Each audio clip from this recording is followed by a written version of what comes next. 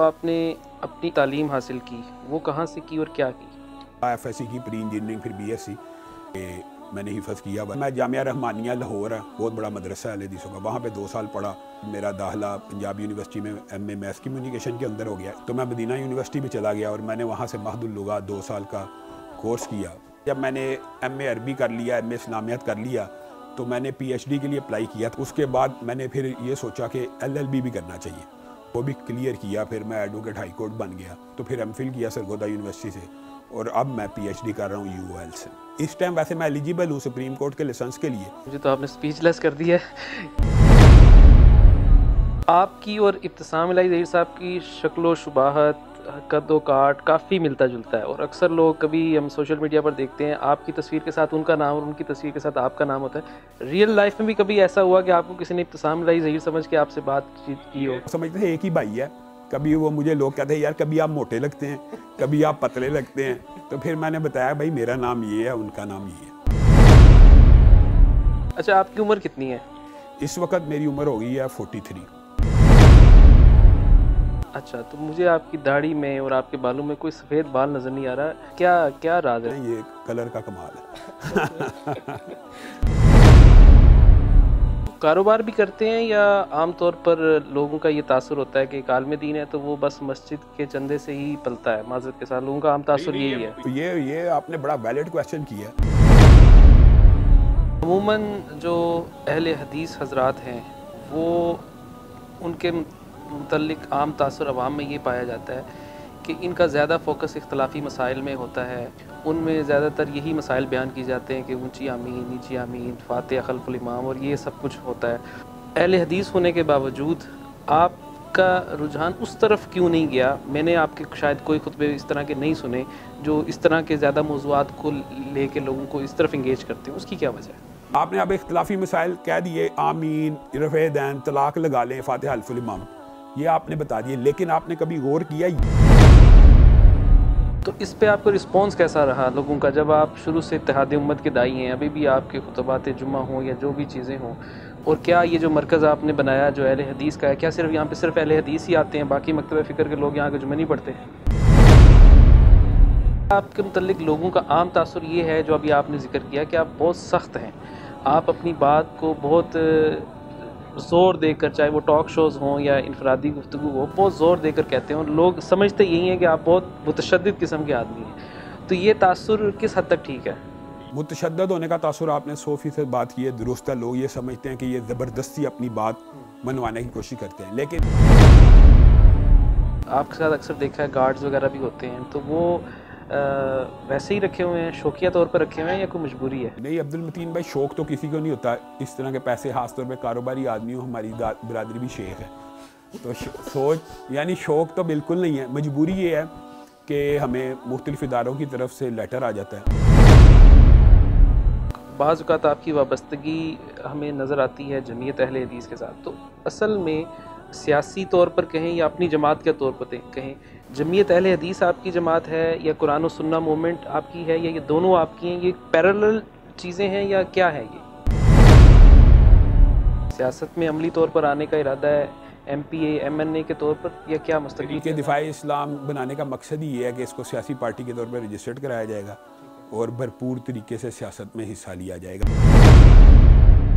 आपके और आपके वालिद रहमतुल्लाह अलैह में मुश्तरक नज़र आई मुझे, बहुत शिद्दत के साथ जनरल ज़ियाउल हक़ के ख़िलाफ़ बोला करते थे। इसी तरह मैंने आपको देखा कि इमरान खान के ख़िलाफ़ आपकी वही शिद्दत मुझे नज़र आई जो आपके वालिद साहब की ज़ियाउल हक़ के बारे में थी। हालांकि इन सारी पार्टियों में अगर कोई आदमी इस्लाम की बात करने वाला है वो इमरान खान है। चलिए, अगर आपने ये बात कर ली है तो आपको ये बात भी बताते हैं कि इमरान खान साहब के साथ हमारे बड़े अच्छे बराह रास्त ताल्लुक़ भी था। इंजीनियर साहब की जो ज़्यादातर उनका फोकस है, या जिनको वो बुरा भला कहते हैं, बाबों को और इस तरह की चीज़ों को, वो ज़्यादातर या तो बरेलवी हजरात से ताल्लुक़ रखने वाली चीज़ें, करामात और इस तरह की चीज़ें, या देवबंदी हजरात से ताल्लुक़ रखने वाली अल-मुहन्नद अल-मुफ़न्नद और इस तरह की चीज़ें। अच्छा, मुझे ये बात समझ नहीं है कि वो रद्द तो कर रहे हैं बरेलवियों और देवबंदियों का, तो आप एज अहले हदीस इतना ज़्यादा उनके ख़िलाफ़ क्यों है? उसकी क्या वजह? हमें अक्सर लोग कहते हैं, जैसे आपने कहा यार वो तो बाबों के खिलाफ बोलता है, अहले हदीसों की फेवर हो रही है। इसके ऊपर जो मुकदमात हैं, ये कोई मेरी इसके साथ ذاتی آپ نے سوال کیا میری اس کے ساتھ کوئی جائیداد کا جھگڑا ہے یا ذاتی جھگڑا ہے؟ وہ کہہ رہے ہیں آپ کی دکانیں بند ہو رہی ہیں۔ انجینئر محمد علی مرزا صاحب کو آپ نے بات چیت، مناظرے، موبائل لے کے بڑا آفرز کروائیں، وہ کہتے ہیں کہ آپ اپنی جماعت کے بڑے کسی کو ساجد میر صاحب سے لکھوا کے لے آئیں۔ یہ نہیں کہتا، وہ یہ کہتا ہے کہ ان کا جو سب سے بڑا میں اس کے ساتھ کروں گا۔ وہ کہتا ہے امام کعبہ کے ساتھ میں نے مناظرہ کرنا۔ بھائی امام کعبہ کو کون اردو سکھائے گا؟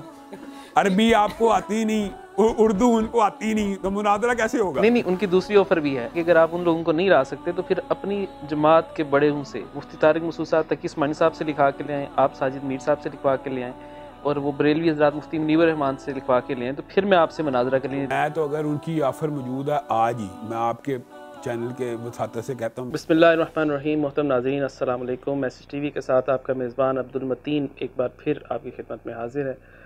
ناظرین، جیسا کہ آپ کو پتہ ہے کہ اس پروگرام میں ہم عالم اسلام کی مشہور شخصیات کے ساتھ آپ کا انٹروڈکشن کرواتے ہیں، ان سے آپ کی ملاقات کرواتے ہیں، ان کی ذاتی زندگی کے حوالے سے یہ ہمارا پروگرام ہوتا ہے، اور الحمدللہ اب تک بہت سارے بڑے بڑے لوگوں سے ہماری اس حوالے سے گفتگو ہوئی، وہ انٹرویوز آپ میسج ٹی وی پر دیکھ سکتے ہیں۔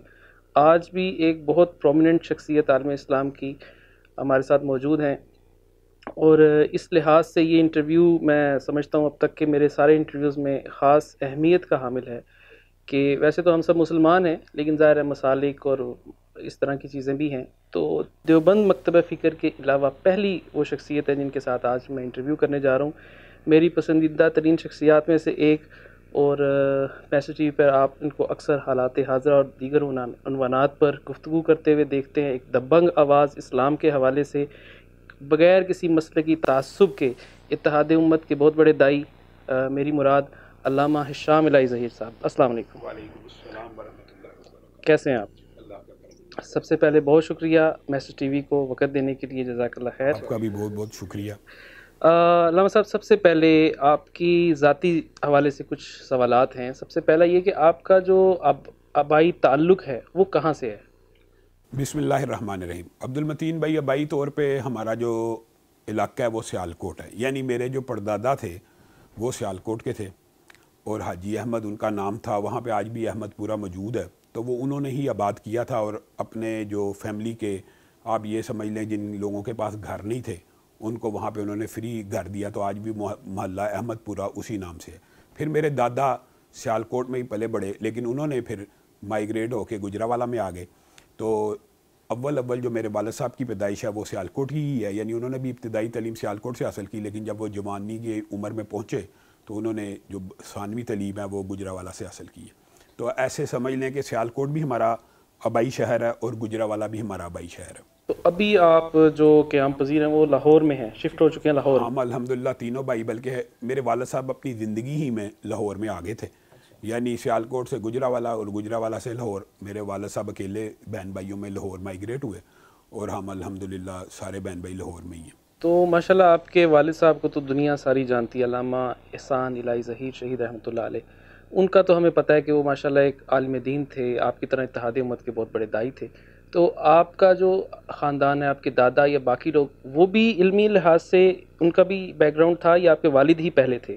بنیادی طور پہ جو میرے دادا تھے حاجی ظہور الہی، وہ ایک کاروباری شخصیت تھے، بہت معروف تاجر تھے، اپنے دور کے امیر ترین لوگوں میں شامل تھے۔ انہوں نے اپنے بچوں کو حافظ قرآن بنانے کا ارادہ کیا، تو میرے والد کے 2 بھائی مزید حافظ قرآن بھی بنے، اور اس کے بعد جو میرے والد کے چھوٹے بھائی ہیں وہ عالم عرب میں اس وقت بہت بڑے عالم کی حیثیت سے جانے جاتے ہیں۔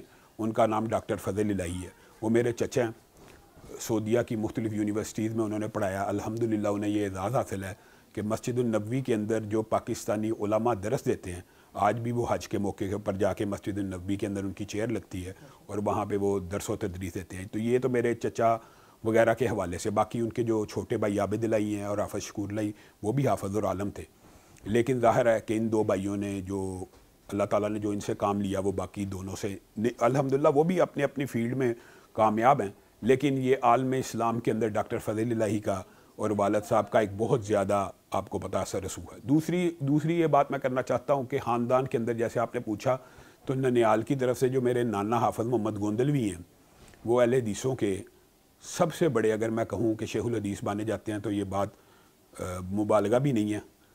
اس وقت بر صغیر پاک و ہند کے اندر جتنے بھی اہل حدیث علماء ہیں ان کے پاس حدیث کی جو سند ہے وہ میرے نانا کی طرف سے. آپ نے اپنی ابتدائی تعلیم حاصل کی وہ کہاں سے کی اور کیا کی؟ میں پہلی 5 کلاس سے تو کرسچن ماڈل سے میں نے پڑھی ہیں. اس کے بعد میں والدہ نے والد صاحب کی شہادت کے بعد ان کا ذہن یہی تھا کہ مجھے بھی وہ حافظ بنائیں, تو انہوں نے مجھے حفظ میں ڈالا. میں نے ابتدائی تعلیم قاری ادریس عاصم صاحب اہل حدیثوں کے بہت بڑے قاری تھے. گزشتہ دنوں ان کا انتقال ہوا, اللہ تعالیٰ انہیں گری کے رحمت فرمائے, اور وہ تھانوی صاحب کے شاگرد بھی تھے اور تھانوی صاحب کے ساتھ ان کا بڑا گہرا تعلق تھا. میں نے حفظ قرآن وہاں سے کیا اور تجوید یعنی سمجھ لیں اور تلاوت اور قرآن پاک کی الف با میں نے انہی سے سیکھی ہے. اس کے بعد میں نے 8ویں کلاس میں ایم کیو فاؤنڈیشن ایک اسکول ہے شاہ جمال میں, وہاں پہ داخلہ لیا. اس کے بعد میں کرسچن ماڈل کے کالج سے پڑھا. پھر ایف ایس سی کرنے کے بعد میں گورنمنٹ کالج لاہور سے B S C zoology botany stat میں داخلہ لیا. اس کے بعد میں نے یہ ارادہ کیا کہ میں نے حفظ کیا ہوا ہے تو میں دینی تعلیم کی طرف دوبارہ جاؤں. پہلے میرا ذہن دنیاوی تعلیم کی طرف تھا, ایف ایس سی کی پری انجینئرنگ پھر بی ایس سی, لیکن پھر میں جامعہ رحمانیہ لاہور ہے, بہت بڑا مدرسہ ہے اہل حدیثوں کا, وہاں پہ 2 سال پڑھا. اور اس کے بعد بی ایس سی کے بعد میرا داخلہ پنجاب یونیورسٹی میں ایم اے میس کمیونیکیشن کے اندر ہو گیا. اسی دوران میں نے مدینہ یونیورسٹی میں داخلہ بھیجا ہوا تھا, وہاں سے بھی مجھے کال لیٹر آ گیا تو میں مدینہ یونیورسٹی بھی چلا گیا اور میں نے وہاں سے مہد اللغات 2 سال کا کورس کیا. اور ان دنوں میں عبد المتین بھائی تعلیمی حوالے سے آپ نے پوچھا تو ان دنوں میں ماسٹرز کی بڑی اہمیت ہوتی تھی, یعنی جس کے پاس زیادہ ایم اے تھے, والد صاحب کے پاس 7 ایم اے تھے, تو ان کا بڑا شہرہ تھا اس حوالے سے کہ انہوں نے کنٹمپریری اسٹڈیز کے اندر بھی عبور حاصل کیا ہوا. تو وہی ذوق شوق تھا. حالانکہ جب میں نے ایم اے عربی کر لیا, ایم اے اسلامیات کر لیا, تو میں نے پی ایچ ڈی کے لیے اپلائی کیا تھا اس دور میں, تو میرا رول نمبر 1 تھا شیخ زید میں. لیکن تب پی ایچ ڈی کا بالکل ٹرینڈ نہیں تھا. 2000 میں 3-4 کی آپ کو بات بتا رہا ہوں. تو میں نے بھی پھر ماسٹرز کرنا شروع کر دیا, پھر پولیٹیکل سائنس میں کیا, پھر یعنی ماسٹرز کا اس دوران رواج تھا, 4-5 ماسٹر کیے. اس کے بعد میں نے پھر یہ سوچا کہ ایل ایل بی بھی کرنا چاہیے. ایل ایل بی کے والے سے میرے دوستوں کا یہ ذہن تھا کہ ایل ایل بی بڑا مشکل ہے, اور جس طرح آپ ماسٹر کرتے ہیں بغیر پڑھے اور اتنی محنت کے بغیر, یہ نہیں ہوتا. اللہ کے فضل و کرم سے وہ بھی بغیر سپلی کے اور معمولی محنت سے وہ بھی کلیئر کیا. پھر میں ایڈوکیٹ ہائی کورٹ بن گیا. تو اس کے بعد آپ یہ سمجھیں کہ پڑھائی کے اندر گیپ آ گیا, پریکٹیکل لائف میں, کاروبار کے اندر, سیاست میں, جماعت میں.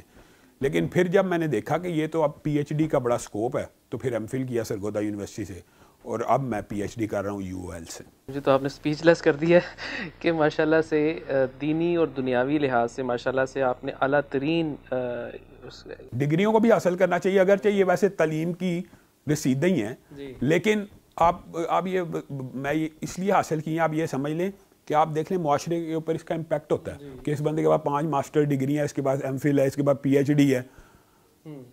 حالانکہ ہم یہ میں صدق کے دل سے سمجھتا ہوں کہ حفظ قرآن کی جو ڈگری ہے یا علم دین کی جو علم دین کی ڈگری ہے, میں ذاتی طور پہ سمجھتا ہوں کہ وہ ان سب ڈگریوں سے بہت بلند ہے. لیکن آپ یہ دیکھ لیں کہ اگر بندے کے پاس P H D, M phil اور یہ ڈگریاں نہیں ہوتی تو لوگ ایک اس کو روایتی مولوی کے طور پہ ڈیل کرتے ہیں. میرا بھی آپ سے یہی سوال تھا کہ عمومی طور پر یار مجھے بھی نہیں پتہ تھا کہ ماشاءاللہ سے آپ دنیاوی لحاظ سے اتنا پڑھ چکے ہیں, ورنہ عام طور پر لوگوں کا یہی ذہن ہوتا ہے کہ ایک عالم ہے اور وہ مسجد میں اگر درس دے رہا ہے تو وہ ایک ٹپیکل مولوی ہے, بس اس نے بس 8 سال جو ہے نا مدرسے میں لگائے, اس کو دنیا کا کوئی پتہ نہیں ہے. تو لوگوں کا عام طور پر تاثر یہی ذہن ہوتا ہے, اور اسی وجہ سے وہ بلکہ مولویوں کو سمجھیں کنڈیم کر رہے ہوتے ہیں کہ اس کو سائنس کا کیا پتہ, یہ وہ اس طرح کی باتیں جب ہم سنتے ہیں. میں ظاہر ہے بتاتا, یہ تو آپ نے انٹرویو لیا تو بتا دیا کہ F S C B S C وغیرہ ہم نے سائنس میں کی ہوئی ہے, لیکن ہم ہنس رہے ہوتے ہیں. اب ابتسام بھائی ہیں, وہ انجینئر ہیں, اور ان کے پاس, میرے پاس تو چلو 5 ڈگری ہیں, ان کے پاس 10 ماسٹر کی ڈگری ہیں. تو لیکن کوئی پوچھے تو بندہ اظہار کر دیتا ہے, نہ پوچھے تو ہم اللہ کے فضل و کرم سے اللہ کی عطا ہے کہ جتنی بھی معاشرے میں زبانیں ہیں ہمیں اللہ کے فضل سے اس کے اوپر عبور حاصل ہے. اگرچہ ہم اظہار کریں یا نہ کریں, لیکن اللہ کے فضل سے لبرل سیکولر لوگوں کو ان کی زبان میں بھی جواب دے سکتے ہیں. تو ابھی آپ نے ذکر کیا ایڈوکیٹ کا, تو پریکٹس بھی کی یا بس کر کے چھوڑ دیا؟ میں ظاہر ہے وہ کچھ پریکٹس آپ کو پتا اس کے لیے ہوتی ہے ہائی کورٹ کے لائسنس کے لیے. اس ٹائم ویسے میں ایلیجیبل ہوں سپریم کورٹ کے لائسنس کے لیے, تو میرے دوستوں کا جو چیمبر ہے وہ ظاہر ہے جب کیس لڑتے ہیں اس کے اوپر میرا بھی نام لکھ دیتے ہیں, لیکن حقیقت یہی ہے کہ میں پریکٹسنگ لائر نہیں ہوں.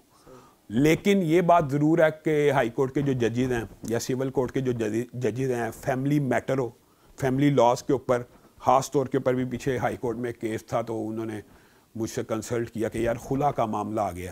وہ تھوڑا سا کئی دفعہ پیچیدہ معاملات ہوتے ہیں تو اس کے اوپر وہ ہم سے رہنمائی لے لیتے ہیں شرعی طور کے اوپر کہ یہ چونکہ قانون بھی پڑھے ہوئے ہیں اور شریعت کے بھی کو جاننے والے, ہم تو ادنا سے طالب علم ہیں شریعت کے, تو وہ پوچھ لیتے ہیں تو اس کے اندر ہم ان پٹ دے دیتے ہیں. ویسے لوگ جن کو پتہ چلتا ہے وہ میرے پاس آ جاتے ہیں کہ آپ علامہ صاحب ہمارا کیس لڑیں, تو پھر میں ان کو بتاتا ہوں کہ میرے دوستوں کے چیمبر ہیں, تو میں پریکٹسنگ نہیں ہوں. میں ویسے پریکٹسنگ لائر اس لیے بھی نہیں ہوں, ذوق تھا شروع میں ظاہر ہے بولنے کی, اگر استعداد ہو بندہ بن جاتا ہے, لیکن میں یہ سمجھتا ہوں کہ بہت مشکل ہو جاتا ہے حق اور باطل کی تفریق کرنا. آپ کیسے جج کر سکتے ہیں کہ یہ بندہ سچا آپ کے پاس آیا ہے, تو آپ خواہ مخواہ باطل کے وکیل بن جائیں, یہ بہتر نہیں ہے. اور تھوڑا سا ہم پیچھے چلیں گے, ایک چیز ہم چھوڑ کے علامہ شہید کے حوالے سے کہ جب ان کی شہادت ہوئی اس وقت تو آپ کی عمر کتنی تھی؟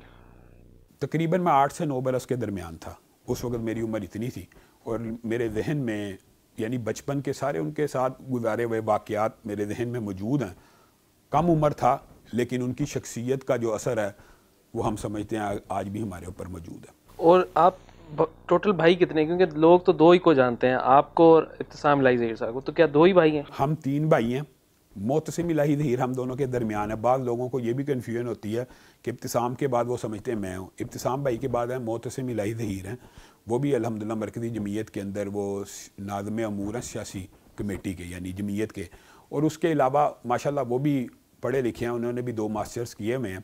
لیکن وہ میڈیا کے اوپر چونکہ آتے نہیں ہیں تو لوگوں کو یہی لگتا ہے کہ ہم 2 بھائی ہیں. ایکچولی ہم 3 بھائی ہیں, اور اللہ کے فضل و کرم سے وہ بھی جماعتی سیاست کے اندر یعنی جماعتی پولیٹکس کے اندر ان کو ہر بندہ جانتا ہے, میڈیا اور معاشرے میں ان کا تعارف ابھی نہیں ہے. اچھا, آپ کی اور ابتسام الہی ظہیر صاحب کی شکل و شباہت, قد و کاٹ کافی ملتا جلتا ہے, اور اکثر لوگ کبھی ہم سوشل میڈیا پر دیکھتے ہیں آپ کی تصویر کے ساتھ ان کا نام اور ان کی تصویر کے ساتھ آپ کا نام ہوتا ہے. ریئل لائف میں بھی کبھی ایسا ہوا کہ آپ کو کسی نے ابتسام الہی ظہیر سمجھ کے آپ سے بات چیت کی ہو؟ یہ تو آپ یوں سمجھیں کہ یہ تو روز مرہ کا معمول ہے.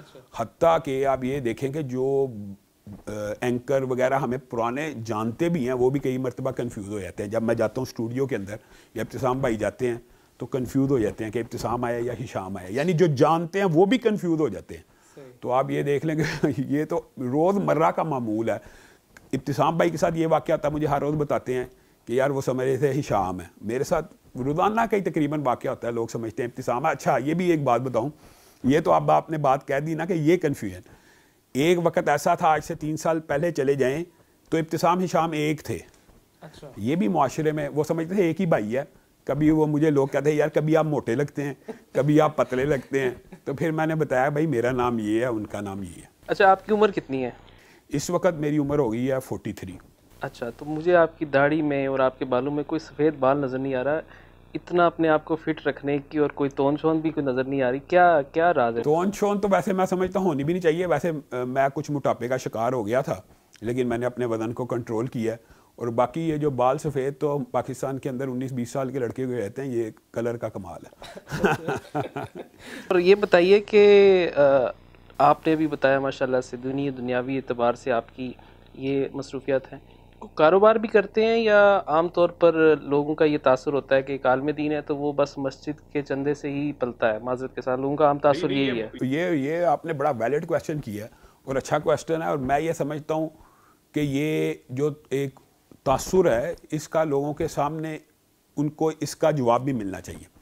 کسی عالم دین کا چندے کے اوپر پلنا یا زکوٰۃ کے اوپر پلنا قابل اعتراض بات نہیں ہے, لیکن اللہ کا فضل و کرم یہ ہے کہ ہمارے خاندان کے اوپر میرے دادا سے لے کے میرے والد صاحب بھی بہت بڑے کاروباری تھے, اور ہم تینوں بھائیوں کا اللہ کے فضل و کرم سے پراپرٹی کا ایک بزنس ہے.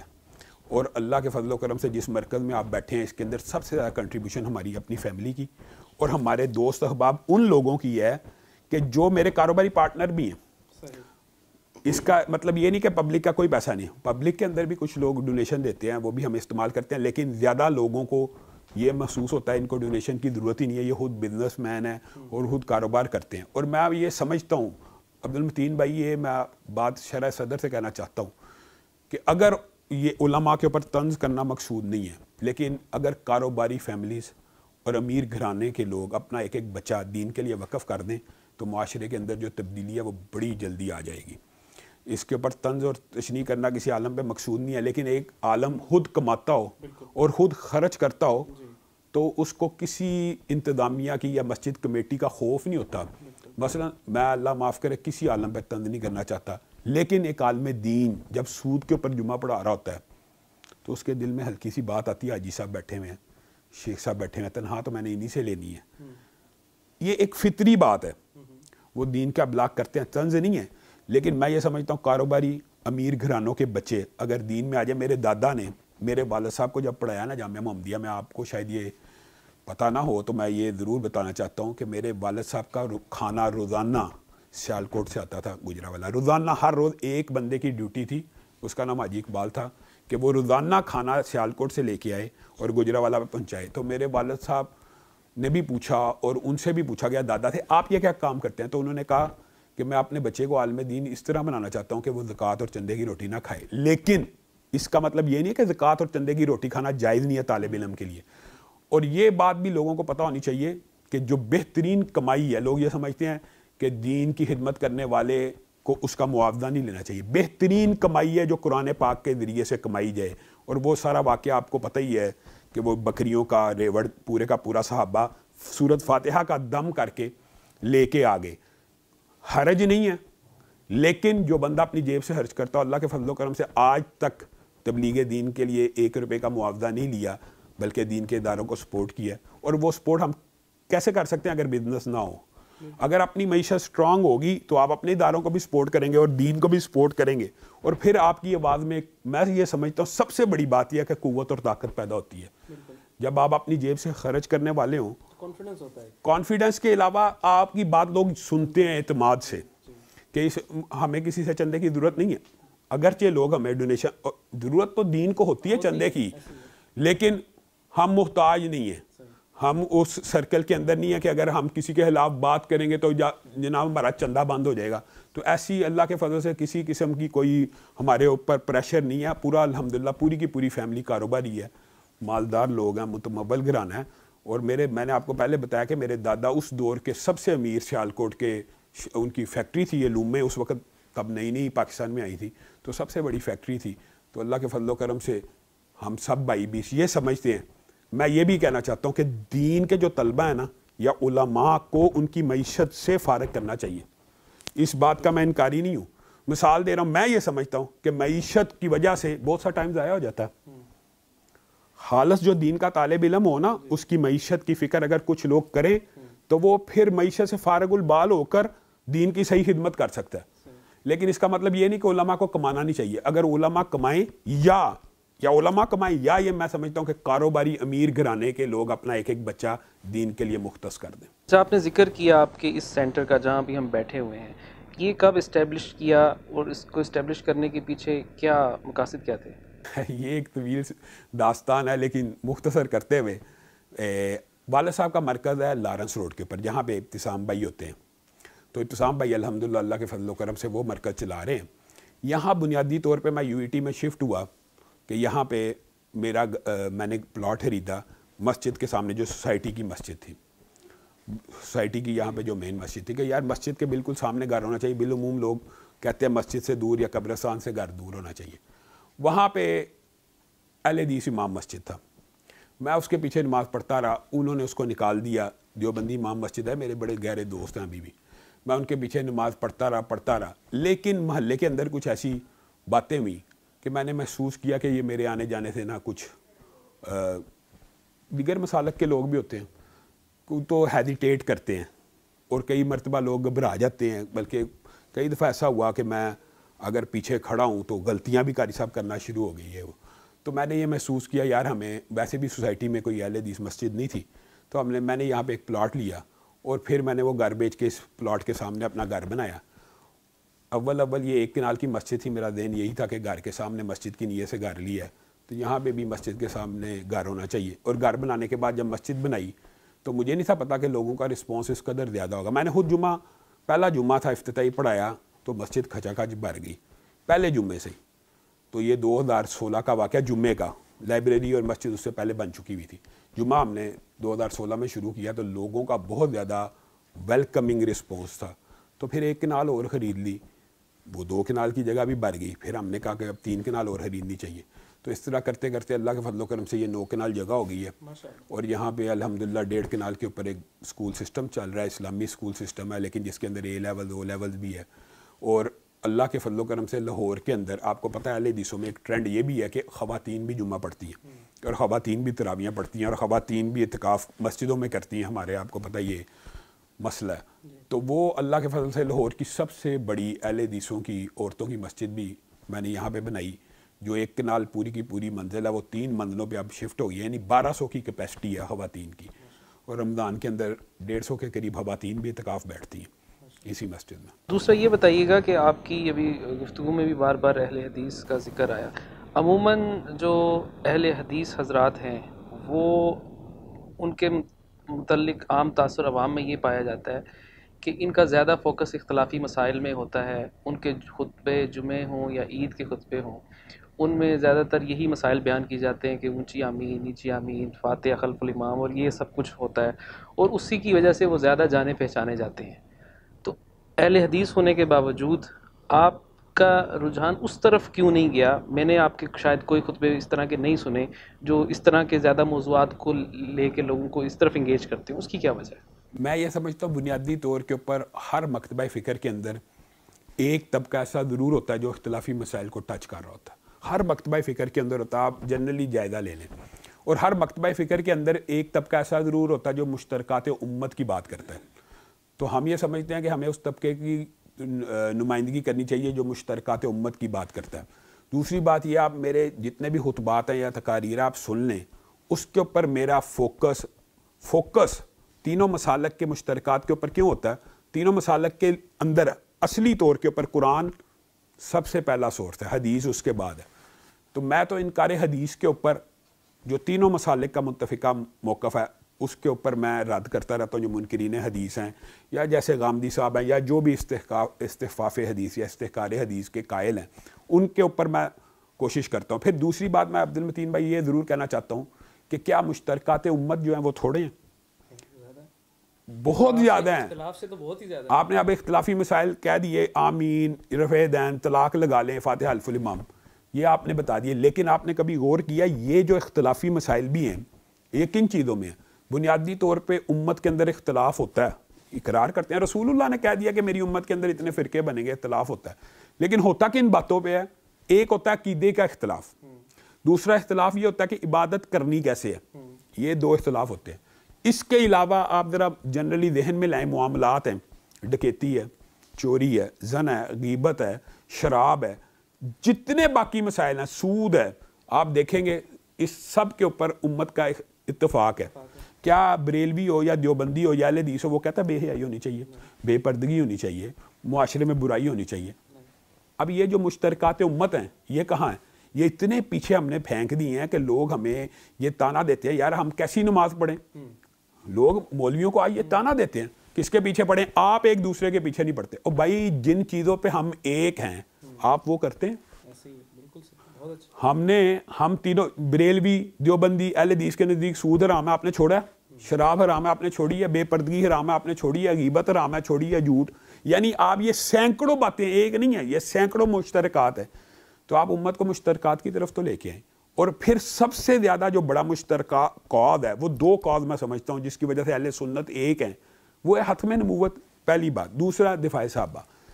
اب یہ جو اتنی بڑی مشترکہ اثاثہ ہے اس کو چھوڑ دیا جائے. دفاع صحابہ اگر اہل سنت کا جو لفظ ہے اگر آپ دیکھیں تو یہ کس کے مقابل وجود میں آیا تھا؟ اہل تشیع کے مقابلے میں. تو اس کی کاز کیا تھا؟ دفاع صحابہ. تو یہ مشترکات چھوڑ کر اگر ہم اختلافی دیکھیں، اپنا نقطہ نظر بیان کرنے میں بھی نہیں سمجھتا. نقطہ نظر بیان ہونا چاہیے، بھائی ہمارا عقیدہ یہ ہے، ہم رسول اللہ صلی اللہ علیہ وسلم کے بارے میں یہ عقیدہ رکھتے ہیں، ہم رفع دین کے بارے میں یہ عقیدہ رکھتے ہیں. لیکن آپ نے ابلاغ کر دیا، کیا منوانا بھی آپ کی ذمہ داری ہے؟ منوانا ذمہ داری نہیں. آپ ابلاغ کریں، آپ کے دلائل کسی کو پسند آتے ہیں وہ قبول کر لے گا. آپ اس بنیاد کے اوپر کسی کو کافر کہنا شروع کر دیں، کسی کو مشرک کہنا شروع کر دیں، میں یہ سمجھتا ہوں یہ بات، ہاں آپ اظہار کریں کہ یار اللہ کی طرف آؤ، قرآن کی طرف آؤ، سنت کی طرف آؤ. اور میں یہ سمجھتا ہوں قرآن اور سنت بھی مشترکہ اثاثہ ہے، مشترکہ اثاثہ ہے، چاہے بریلوی ہی کیوں نہ ہو. قرآن و سنت ان کی اصل بھی قرآن و سنت ہے نا. تو آپ قرآن و سنت کو ہائی لائٹ کرتے کرتے اتنا ہائی لائٹ کر دیں کہ عوام خود بخود کہیں کہ بھائی ہم نے کسی کی طرف نہیں جانا، قرآن و سنت کی طرف آ جانا، تو بات ہے تب. تو اس پہ آپ کو رسپانس کیسا رہا لوگوں کا، جب آپ شروع سے اتحاد امت کے داعی ہیں، ابھی بھی آپ کے خطبات جمعہ ہوں یا جو بھی چیزیں ہوں، اور کیا یہ جو مرکز آپ نے بنایا جو اہل حدیث کا ہے، کیا صرف یہاں پہ صرف اہل حدیث ہی آتے ہیں، باقی مکتبہ فکر کے لوگ یہاں کے جمعہ نہیں پڑھتے؟ آپ اگر نوٹ کریں، آپ اپنے ساتھیوں کو کبھی جمعے میں بھیجیں تو میری جو 30% سے زیادہ آڈینس ہے وہ غیر اہل حدیث ہے، 30% سے زیادہ. اور بریلوی بھی آتے ہیں، دیوبندی بھی آتے ہیں، اور اللہ کے فضل و کرم سے وہ خود کہتے ہیں کہ ہم نے کبھی آپ کے مرکز میں اجنبیت محسوس نہیں کی ہے. تاکہ آپ کو پتہ ہم دفاع صحابہ کی ایک باقاعدہ قواعد اور مشن سمجھتے ہیں. لیکن آپ کے لیے شاید یہ بات حیرانگی کی ہو کہ ہمارے محلے کا جو شیعہ ہے وہ بھی میرے مرکز میں ایک دن آیا اور آ کے علامہ صاحب میں ادھر نماز پڑھ لوں، آپ مجھے روکیں گے تو نہیں؟ میں کہا یار آپ کیسی بات کرتے ہیں، آپ میرے سامنے نماز پڑھیں، وہ اللہ کے فضل سے آتا ہے یہاں پہ نماز پڑھ کے جاتا ہے، ہم اس کو بھی نہیں روکتے.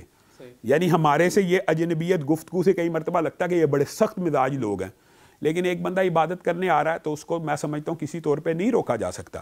تو ہماری مسجد کے اندر تو قطعاً کسی کو یہ اجنبیت محسوس ہی نہیں ہوتی. بریلوی آ جائے، دیوبندی آ جائے، میں تو ہر ایک کو ویلکم کرتا ہوں. اور جہاں تک آپ نے رسپانس کی بات کی ہے، کچھ مخالفت آپ کو پتہ ہے معتدل لوگوں کی ہوتی ہے، اور کچھ لوگ تو کرتے ہی ہیں جن کو اعتراض کرنا کام ہے. لیکن آن دا ہول اللہ کے فضل و کرم سے آپ یہ سمجھ لیں کہ ہم بھائیوں کی اس کوشش اور سٹرگل کی وجہ سے بین المسالک ہم آہنگی کو بھی فروغ ملا، اور ہماری جو آپس میں نفرتیں مسالک کے درمیان تھی وہ بھی بہت حد تک کم ہو گئی ہیں.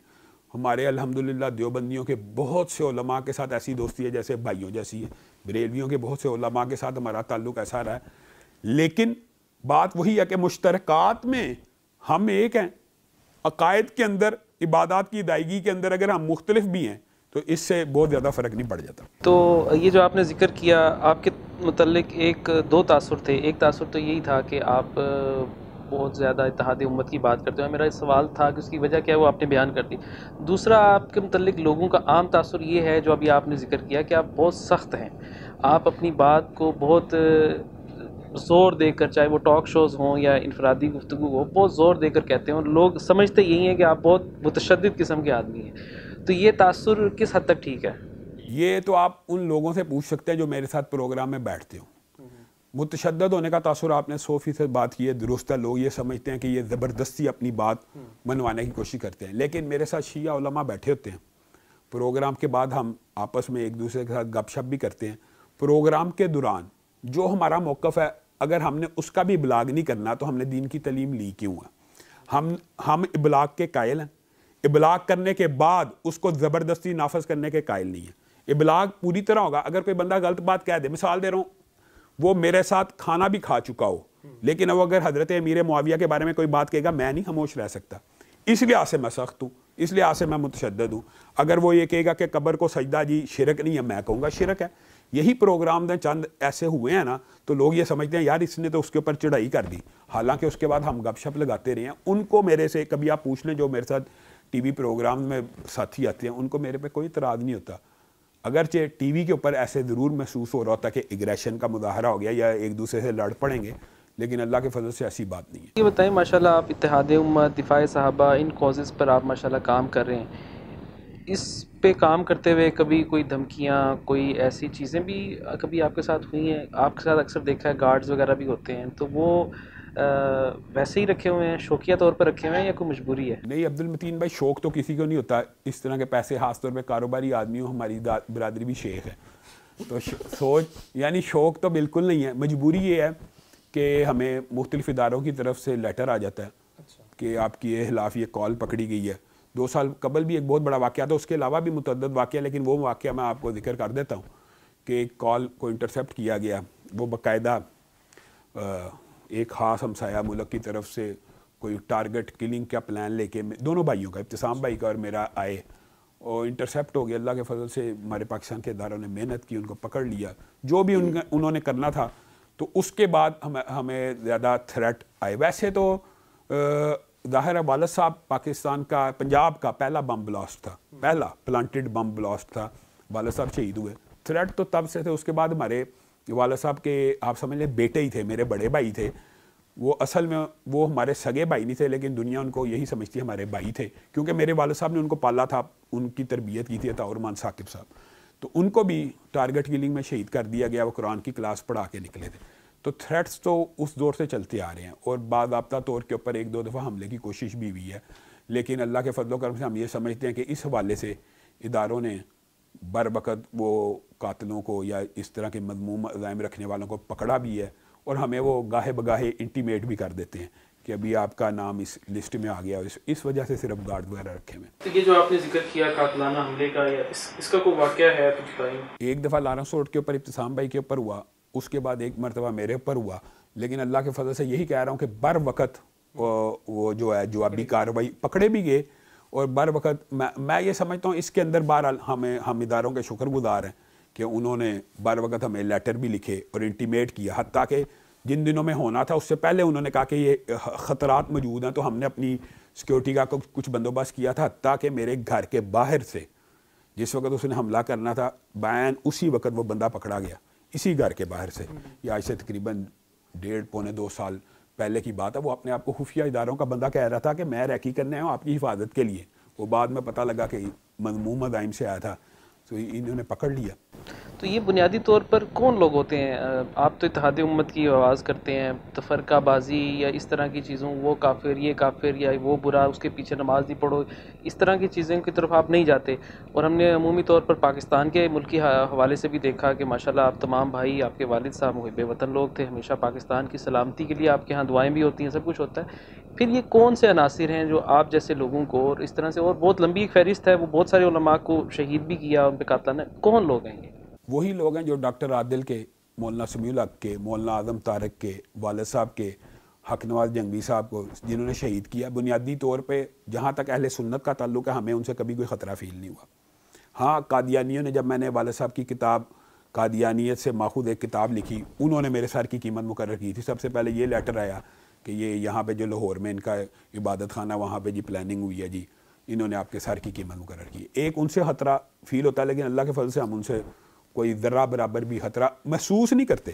دوسرا، وہی ایک خاص گروہ ہے جو صحابہ، ایک بندہ صحابہ، کسی صحابی کو بے ایمان کہتا ہے، صحابی رسول کو ایک بندہ بے ایمان کہتا ہے، اس کا آپ کے اور میرے ایمان کے بارے میں کیا خیال ہوگا؟ وہ ہمیں تو پرلے درجے کا کافر سمجھتا ہے نا، جس کے نزدیک صحابہ جو ہیں وہ بے ایمان ہے، تو ہم تو پھر مرتدوں سے بھی آگے ہیں، تو ان کے نزدیک ہم واجب القتل ہیں۔ اور اسلام کے اندر پہلا حملہ سوچیں کس طرح ہوا ہے؟ حضرت عمر کے اوپر ہوا، مسجد کے اندر ہوا، پارسی نے کیا ہے۔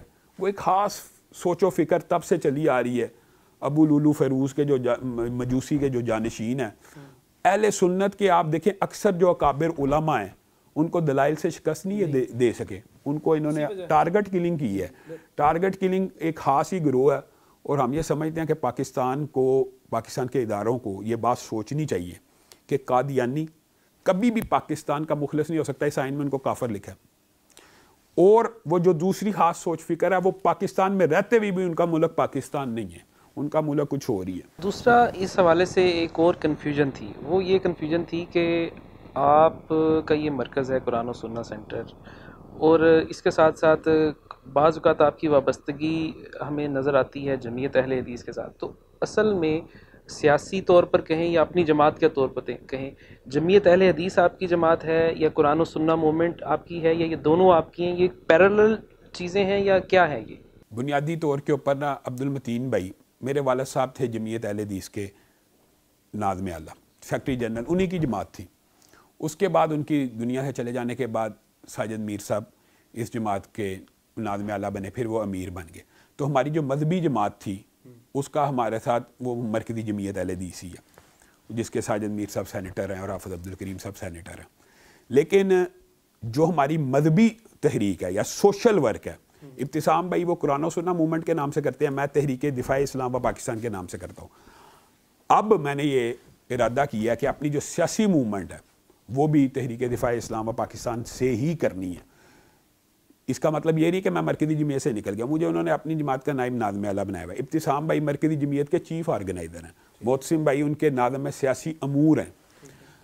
ہماری دینی جماعت وہ ہے، لیکن ہماری اس سے کچھ پولیٹیکل ہم آہنگی اتنی نہیں ہے۔ اصل بات یہ ہے پولیٹیکلی ہم آہنگی پوری نہیں ہے، جس کی وجہ سے ہم ان کو ڈسٹرب بھی نہیں کرنا چاہتے. تو ہم یہ چاہتے ہیں یعنی کہ ہم اپنا راستہ خود بنا لیں. تو آپ یعنی باقاعدہ سیاسی جماعت کے طور پر اس کو لے کے چلیں گے، سیاست میں عملی طور پر آنے کا ارادہ ہے M P A M N A کے طور پر، یا کیا مستقبل کے دفاع اسلام بنانے کا مقصد ہی یہ ہے کہ اس کو سیاسی پارٹی کے طور پر رجسٹرڈ کرایا جائے گا اور بھرپور طریقے سے سیاست میں حصہ لیا جائے گا. ہم یہ سمجھتے ہیں کہ ہماری جو پیرنٹ جماعت سمجھ لیں کہ 75 سال ہو گئے ہیں، اس نے سیاست میں کوئی بہت زیادہ اچیو نہیں کیا، تو اس کے متبادل کے طور کے اوپر ہمیں پولیٹیکلی ایک ایسی جماعت کی ضرورت فیل ہوتی ہے جو لوگوں، کیونکہ لوگ ہم سے پوچھتے بھی ہیں کہ بھائی آپ کے امیدوار کہاں ہیں، آپ اتنی جو بات کرتے ہیں آپ کا بندہ کہاں ہے، کس کو ووٹ دینا ہے.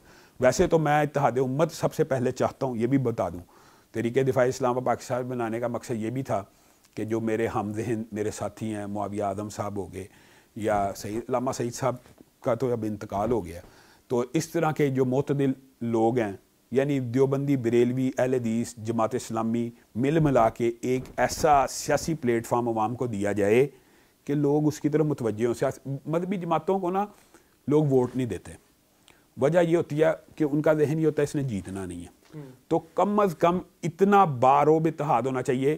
جیت سکتے ہیں، پھر میں آپ کو گارنٹی سے کہتا ہوں پاکستان کی 70% جو آبادی ہے، اگرچہ وہ سیاسی سیکولر جماعتوں کو ووٹ دیتی ہے لیکن وہ دلی طور پہ مذہبی ہے، تو وہ لیکن اسلام پسندوں کو ووٹ کیوں نہیں دیتی؟ جماعت اسلامی کا بندہ لڑتا ہے 2000 ووٹ نہیں لیتا. آپ تحریک لبیک کو دیکھ لیں، میں نے ان کو بھی یہ بات کہی تھی. اب یہ دیکھ لیں، آپ کہتے ہیں ابھی آپ سے بات آف دی ریکارڈ ہو رہی تھی کہ پریڈکشنز کی، میں نے ان کو کہا تھا آپ اتنے ووٹ بھی نہیں لے سکیں گے. وہ کہتے تھے ہم نے ایسے کر دینا. میں کہا نہیں لے سکتے. انڈیپینڈنٹلی مذہبی جماعتوں کو پنجاب سے وہ پذیرائی کبھی نہیں مل سکتی جب تک وہ متحد نہ ہو. متحد ہوں گے آپ دیکھ لینا رزلٹ ویسا ہی نکلے گا جیسے متحدہ مجلس عمل کے دور میں نکلا تھا. اس طرح کے جو مذہبی اتحاد ہے، متحدہ مجلس عمل کا آپ نے ذکر کیا، تو اس کا انجام کیا ہوا وہ بھی تو ہم نے دیکھ لیا. تو آپ ایسا کیا کریں گے کہ جو متحدہ مجلس عمل والے نہیں کر سکے؟ میں یہ سمجھتا ہوں وہ تو پہلا اتحاد تھا اور اس کے رزلٹ سے میں مایوس نہیں ہوں، اگرچہ لوگ مایوس ہو جاتے ہیں. آپ یہ سمجھتے ہیں کہ وہ رزلٹ مایوس کن تھا؟ 80+ سیٹیں اس اتحاد نے لی تھی. اگرچہ وہ اتحاد بعد میں ٹوٹ پھوٹ کا شکار ہو گیا، لیکن ٹوٹ پھوٹ کی کچھ وجوہات ہوتی ہیں. میں یہ سمجھتا ہوں اگر یہ باتیں پہلے سے طے ہو جائیں نا، کسی بھی مذہبی اتحاد کو بنانے سے قبل حصہ بقدر جثہ کے اعتبار سے، آپ ریشو پرپوشن کے اعتبار سے ڈیل کر لیں تو یہ معاملات بعد میں نہیں بگڑ سکتے. اور میں یہ آپ کو ایک بات بتاؤں، جماعت اسلامی کے جو دوست ہیں میرے، ہم ان کی بہت حد تک یہ ذہن سازی کر چکے ہیں کہ آپ بھی اکیلے الیکشن نہیں جیت سکتے. صوبہ سرحد سے شاید ان کو خاطر ہاں رسپانس مل جائے، لیکن پنجاب سے انہوں نے بھی یہ رزلٹ نہیں حاصل کر سکنا. اگر وہ مذہبی اتحاد بنائیں گے تو آپ دیکھ لینا رزلٹ نکل آئیں گے. اور انشاءاللہ ہم یہ کوشش کریں گے کہ مجلس عمل والا اس دفعہ سیاسی اتحاد نہ ہو، اس سے بہتر ہو. اچھا، ایک سوال جو مجھے ابھی ذہن میں آیا، آپ نے ذکر بھی کیا تحریک لبیک کا، اس حوالے سے دیوبندی اور اہل حدیثوں کے درمیان شاید اتنے اختلافات یا اتنی شدت نہ ہو عمومی طور پر جتنی بریلوی اور اہل حدیث کے درمیان عمومی طور پر پائی جاتی ہے. اس کے باوجود آپ نے اتنا بڑا ظرف اور اتنا بڑا دل کیسے کر لیا کہ آپ کے اکثر خطبات میں تحریک لبیک والوں کی تعریف اور توصیع ہوتی ہے، اور ادھر سے ہمیں کبھی اس کا رسپانس مجھے کم سے کم نظر نہیں آیا؟ تو یہ کیسے؟ یہ عبد المتین بھائی، بنیادی طور پہ اگر آپ یہ سمجھتے ہیں تعریف ہوتی ہے تو ایسی بات نہیں. میں دیکھتا ہوں کہ ان کے اوپر ظلم ہو رہا ہے تو اس ظلم کے خلاف ہمیں آواز بلند کرنی چاہیے. جب بھی ان کے اوپر فائرنگ ہوئی، ہزارہ کا واقعہ ہو یا یہ چبرجی کا واقعہ ہو، ہم نے آواز اٹھائی ہے، ہم نے اس ظلم کے خلاف آواز اٹھائی ہے. کیا آپ اور میں ان کو کلمہ گو مسلمان نہیں سمجھتے؟ کلمہ گو مسلمان ہیں، وہ قتل ہو رہے ہیں، ماورائے عدالت قتل ہونا چاہیے؟ نہیں ہونا چاہیے. اس لیے ہمیں ان کے حق میں آواز اٹھانی چاہیے.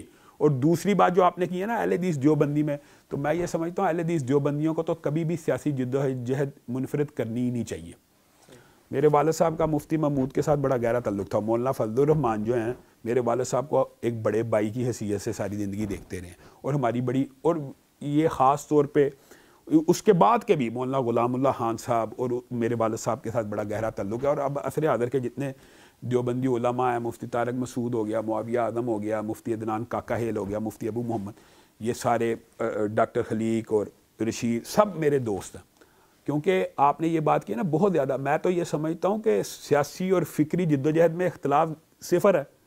آپ افغانستان کی ہسٹری ذرا دماغ میں لے کے آئیں. ملا عمر نے کس ایک شخص کے لیے اپنی پوری ریاست کو ختم کر دیا؟ وہ اہل حدیث تھا. اتنی بڑی قربانی, یعنی یہ ہماری تو آپس میں قربانیوں کی داستان ہے, شاہ اسماعیل شہید سے لے کے شاہ احمد بریلوی تک. تو یہ تو ہمارے درمیان تو یہ سیاسی جو فکر ہے نا, وہ تو آپ سمجھے سیاسی فکر میں تو بالکل ہی لمبا چوڑا اختلاف نہیں ہے, دونوں حریت فکر کے.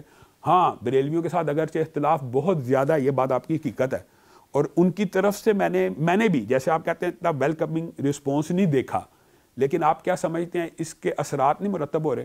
ان کے ہو رہے ہیں, ان کے نوجوانوں کے اوپر یہ اثرات مرتب ہو رہے ہیں. وہ ہماری آواز کو اس وقت حق سمجھتے ہیں اور وہ اس بات کے اوپر کنونس ہو چکے ہیں کہ وہ بھی انڈیپینڈنٹ کچھ نہیں کر سکتے. اور دوسری بات یہ عبد المتین بھائی, اس طرح کے گروہ کو کبھی بھی تنہا یا کارنر نہیں کرنا چاہیے, ان کو مین سٹریم میں لانے کی کوشش کرنی چاہیے. کیوں؟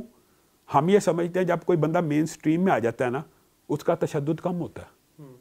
مین سٹریم پولیٹکس میں اگر آپ ان کو رستہ دیں گے اور ان کو چینلائز کریں گے تو ان کا تشدد, ان کا غصہ, ان کی نفرت کم ہوگی. اگر آپ ان کو بالکل سائڈ لائن کر کے دھتکار دیں گے تو پھر وہی واقعات ہوں گے کہ پورا موب اٹھے گا, جس کے اوپر مرضی الزام لگائے گا, قتل کر دے گا. یہ جو واقعات ہیں یہ بہت خطرناک ہیں. ان کو میں یہ سمجھتا ہوں کہ ہمیں تمام علماء کو میری یہ درخواست ہے, ان کو چینلائز کریں.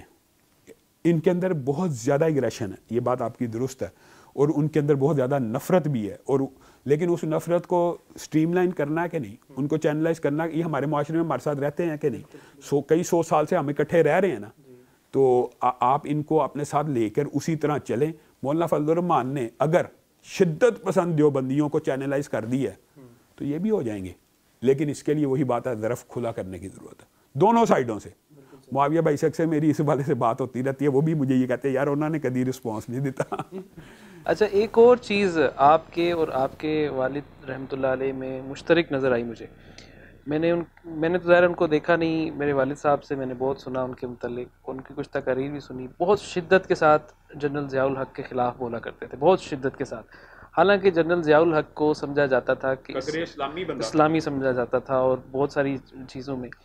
اسی طرح میں نے آپ کو دیکھا کہ عمران خان کے خلاف آپ کی وہی شدت مجھے نظر آئی جو آپ کے والد صاحب کی ضیاء الحق کے بارے میں تھی. حالانکہ زرداری, نون لیگ, ان ساری پارٹیوں میں اگر کوئی آدمی اسلام کی بات کرنے والا ہے وہ عمران خان ہے. اس کے اختلافات کے ساتھ ہم بات کریں, اس کی کیا وجہ ہے کہ اگر کوئی آدمی تھوڑا سا, اب دیکھیں زرداری صاحب کو آپ نے کبھی کلمہ پڑھتے, کبھی صحابہ کی بات کرتے ہوئے نہیں سنا ہوگا, نہ آپ کو مریم سے, نہ نواز شریف صاحب سے کوئی بات. اب اگر ایک آدمی بات کر رہا ہے اور اگر غلط کر رہا ہے تو بجائے اس کے کہ آپ اس کو اس طرح سے ایگریشن کر کے اس کے خلاف بولیں, اس کے ساتھ بیٹھیں, اس کو سمجھائیں. ایک آدمی آلریڈی قریب آ چکا ہے تو اس کو دور کیوں کر رہے ہیں؟ عبد المتین بھائی, جو وجہ ابو کی مخالفت کی تھی نا, آپ نے یہ ججمنٹ آپ کی صحیح ہے, وہی وجہ میری ہے. ابو ضیاء الحق کے جو زیادہ مخالف یہ تھے کہ یار یہ اسلام کا نام لے کے آیا, اسلام کا نام لے کے آ کے اسلام کے ساتھ ایسی غداری. اور اسلام کے ضیاء الحق نے پوری قوم کے ساتھ, جب آپ کو پتا وہ خالص ایک اسلامی انقلاب کی شکل میں آئے تھے, اور انہوں نے لوگوں کے ذہن میں یہ کہا تھا کہ 90 دن کے بعد شریعت ہی نافذ ہو جانی ہے, یعنی لوگوں کا یہ ذہن تھا. تو انہوں نے جب وہ دھوکہ کیا, آپ کو پتا ایک ذوالفقار علی بھٹو جتنے مرضی بڑے لیڈر تھے, وہ ایک دوسرے ونگ کے لیڈر تھے, اور مذہبی جماعتیں ان کے خلاف, قومی اتحاد, ساری طریقے نظام مصطفیٰ. تو جب ضیاء الحق کے اندر یہ حرکتیں والد صاحب نے دیکھیں تو اول تو وہ بھی ان کے مؤید تھے, تو وہ ان کے خلاف ہو گئے شدت کے ساتھ. اور پھر وہ اختلاف بہت عروج پہ پہنچا ہوا, ایک لمبی چوڑی داستان ہے سعودی بادشاہوں وغیرہ کی. اب عمران خان کے ساتھ وجہ نقطہ اختلاف یہ ہے کہ یہ واحد بندہ ہے جو کہتا ہے میں نے ریاست مدینہ بنانی ہے. یا تو یہ نعرہ ہی نہ لگائے, کیا ریاست مدینہ ایسے بن جانی ہے جیسے یہ رمضان کی راتوں کے اندر ناچ گانے ہوں؟ یہ وجہ اختلاف, نقطہ اختلاف یہ ہے. جیسے آپ نے کہا زرداری نے تو اسلام کا نام ہی نہیں لیا, تو اس کے اوپر یہ ایلیگیشن نہیں لگ سکتے. یا نواز شریف تو یہ کام ہی نہیں کرتا, یہ کہتا میں نے ریاست مدینہ بنانی ہے, تو پھر بھائی اگر ریاست مدینہ بنانی ہے تو یہ کام کرنا ہے. آپ مجھے بتائیں, پچھلے دنوں خان صاحب نے بات تلخ ہو جائے گی بہت زیادہ, پتہ نہیں آپ آن ایئر بھی کر سکیں گے کہ نہیں. خان صاحب نے کہا کہ باجوہ صاحب میرے پاس آئے تھے اور انہوں نے مجھ سے پوچھا آپ پلے بوائے ہیں, تو میں نے کہا ہاں میں تھا. اب اسلامی کوئی بندہ ذہن کا, آپ اور میں, ہم خالصتاً ایک اسلامی پس منظر میں. اب اقرار جرم جو ہے اس کی شرعی سزا بتا دے. اقرار جرم کے بعد کوئی گواہ کی ضرورت نہیں ہے. یعنی ایک بندہ ریاست مدینہ کا والی بننا چاہتا ہے اور وہ اوپنلی اقرار جرم کر رہا ہے, لوگ اس کے جواب میں کہتے ہیں علامہ صاحب وہ اس کا ماضی ہے. ماضی, میں کہتا ہوں اللہ تعالیٰ نے اس کی توبہ بھی قبول کر لی, اللہ نے اس کو معاف کر دیا, مان لیتے ہیں, لیکن اقرار جرم ریاست کے اندر کوئی اعلانیہ کر دے پھر اس کو سزا نافذ ہوتی ہے. مثلا ایک قاتل کے میں نے توبہ کر لی ہے, توبہ تو اللہ کے ساتھ معاملہ ہے, لیکن اقرار کر لے آج ٹی وی پہ بیٹھ کے کہ میں نے قتل کیا, اس کو معاف کیا جائے گا؟ نہیں کیا جائے گا. اس کو کہا کس کا کیا تھا, اس کا ذرا بدلہ لے. تو خان صاحب ایسی باتیں لوز ٹاک کرتے رہتے ہیں. تو آپ یہ چاہتے ہیں کہ خان صاحب جو اسلام کا نام لے رہے ہیں وہ چھوڑ دیں؟ لیکن اس کے اوپر عمل بھی کریں. صرف زبانی دیکھیں کردار, مطلب انسان صرف سیاست کے لیے اسلام کو استعمال کرے. اچھا, آپ کا یہ تاثر ہے کہ وہ استعمال کر رہے ہیں, وہ صرف یہ وجہ اختلاف ہے اور کوئی اختلاف کی وجہ نہیں. اسلام کو سیاست کے لیے استعمال نہ کریں کہ یعنی میں ووٹ لینے کے لیے اسلامی, جیسے آپ نے وہ سن نہیں لیا کہ یار اسلامی ٹچ دیں. یعنی اگر آپ اس وجہ سے اسلامی ٹچ دیتے ہیں کہ لوگوں کے سینٹیمنٹس کو اور لوگوں, خان صاحب نے پتہ کیا اعلانیہ کہا تھا کہ میں وہ ہوں جو اللہ کے علاوہ کسی کو سجدہ کرنا شرک سمجھتا ہوں. اور آپ نے دیکھ لیا وہ پنکی پیرنی کی شادی کے بعد انہوں نے سجدہ کیا, اور سجدہ کرنا بریلوی مکتبہ فکر کے اندر بھی جائز نہیں ہے. تو پھر یہ بتائیں, اب یہ بتائیں کہ پھر وہ جو نعرے تھے ایاک نعبد و ایاک نستعین کس کے لیے تھے؟ پھر ہمیں یعنی لوگوں کو چکر دینے کے لیے تھے. نہیں, تو یہ والی باتیں مناسب نہیں ہے کہ آپ جیسے جو بڑے لوگ ہیں جن کی معاشرے میں ایک سنی جاتی ہے, آپ یہ باتیں ان کو جا کے سمجھائیں, بجائے اس کے کہ دیکھیں آپ کا کوئی میرا کوئی آپ دیکھتے ہیں رد عمل غلط ہے, اگر آپ میڈیا پہ آ کے مجھے کرٹیسائز کریں گے تو میں شاید وہ نہ سنوں. ہاں, اگر آپ میرے پاس آ کے مجھے سمجھائیں گے کہ یار یہ جو آپ کام کریں یہ ٹھیک نہیں ہے, تو میرا سوال آپ سے یہ ہے کہ یہ ساری باتیں آپ کی ٹھیک ہیں, اگر آپ یہ سمجھتے ہیں کہ یہ سب کچھ غلط ہو رہا ہے تو آپ لوگوں کو, ایسے لوگوں کو قریب لانے کی کوشش کرنی چاہیے, ان کے پاس جا کے سمجھانی چاہیے, یا ان کو دور کر دینا چاہیے؟ چلیں, اگر آپ نے یہ بات کر لی ہے تو آپ کو یہ بات بھی بتاتے ہیں کہ عمران خان صاحب کے ساتھ ہمارے بڑے اچھے براہ راست تعلق بھی تھا, لیکن خان صاحب کے ارد گرد ایک ایسی لابی نے قبضہ کیا جو ہم سمجھتے ہیں کہ وہ خان صاحب کو ڈی ٹریک کرنے میں, اگر آپ یہ سمجھتے ہیں, ہم نے خود فیل کیا, میں نے ابتسام بھائی نے, ان کے ساتھ ہم نے بڑے پروگرام اٹینڈ کیے ہیں, اول ان کو یعنی وہ ہمیں مجھے اور ابتسام بھائی کو براہ راست کال کر کے کہتے ہیں یار بندے بھیجو یہ کرنا, یعنی اچھی انڈرسٹینڈنگ لیے. تب تک ہم نے محسوس کیا خان کے ارد گرد ایسے بندے موجود نہیں. لیکن جب 2013 کے اندر خان صاحب کے ارد گرد اچانک سے ایک خاص ملک کی لابی نے ان کو اپنے حصار میں لے لیا, اور اس کے بعد خان صاحب کے اندر متواتر ایسی تبدیلیاں آتی چلی گئیں کہ ہم یہ سمجھنا شروع ہو گئے اب ان کی اصلاح ممکن نہیں ہے, یہ کسی کے ہاتھوں سمجھ لے کھیلنا شروع ہو گئے. اور وہ ہماری عینی شہادتیں ہیں, آپ خود گوائیں, زلفی بہاری, علی زیدی وغیرہ, یہ ایک خاص مافیا تھا جس نے خان صاحب کو جتنا نقصان میں کہتا ہوں مذہبی طور پہ بھی پہنچایا اور سیاسی طور پہ بھی. یہ جو آپ سمجھتے ہیں سعودی عرب کے ساتھ خان صاحب کے تعلقات خراب ہوئے ہیں, یہ اسی لابی نے کی ہیں.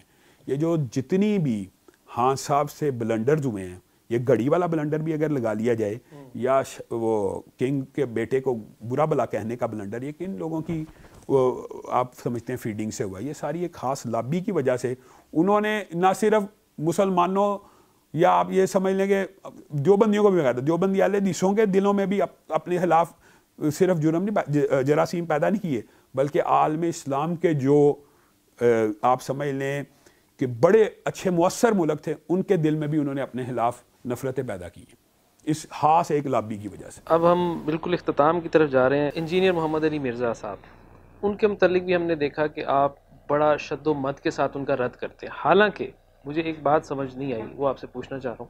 انجینئر صاحب کی جو زیادہ تر ان کا فوکس ہے, یا جن کو وہ برا بھلا کہتے ہیں, بابوں کو اور اس طرح کی چیزوں کو, وہ زیادہ تر یا تو بریلوی حضرات سے تعلق رکھنے والی چیزیں, کرامات اور اس طرح کی چیزیں, یا دیوبندی حضرات سے تعلق رکھنے والی المحنت المفند اور اس طرح کی چیزیں. اچھا, مجھے یہ بات سمجھ نہیں ہے کہ وہ رد تو کر رہے ہیں بریلویوں اور دیوبندیوں کا, تو آپ ایز اے اہل حدیث اتنا زیادہ ان کے خلاف کیوں ہیں؟ اس کی کیا وجہ ہے؟ بنیادی طور پہ عبد المتین بھائی ہمارا جو نقطہ اختلاف ہے وہ یہ ہے کہ یہ بندہ صحابہ کے بارے میں اپنی زبان کو کنٹرول نہیں کرتا. مثلا 1400 سال کی اسلامی تاریخ کے اندر کسی ایک بندے نے, کسی ایک اہل سنت کے امام کو یہ جرت نہیں ہوئی, حتیٰ کہ میں یہ کہتا ہوں کہ روافظ کو بھی یہ جرت نہیں ہوئی کہ وہ اعلانیہ کہیں کہ حضرت امیر معاویہ, امی عائشہ, طلحہ, زبیر, ایک بہت بڑا گروہ ہے نا, حضرت امیر معاویہ کا حضرت عثمان کے قتل کے اوپر, شہادت کے اوپر جو اختلاف ہوا سیدنا علی سے, وہ صحابہ کی ایک جماعت ہے. یہ واحد بندہ ہے. روافظ کو بھی اعلانیہ یہ جرت نہیں جس نے یہ کہا 28/12 بخاری کی حدیث کے اندر یہ پیش کرتا ہے اور یہ کہتا ہے کہ سیدنا امیر معاویہ, امی عائشہ, طلحہ, زبیر اور ہزاروں صحابہ کا گروہ جو ہے جہنم کی طرف بلانے والا. اب مجھے ایک بات بتلائیں کہ اجماع امت ہے کہ جہنم کی طرف بلانے والا گروہ کن کا تھا؟ خارجیوں کا.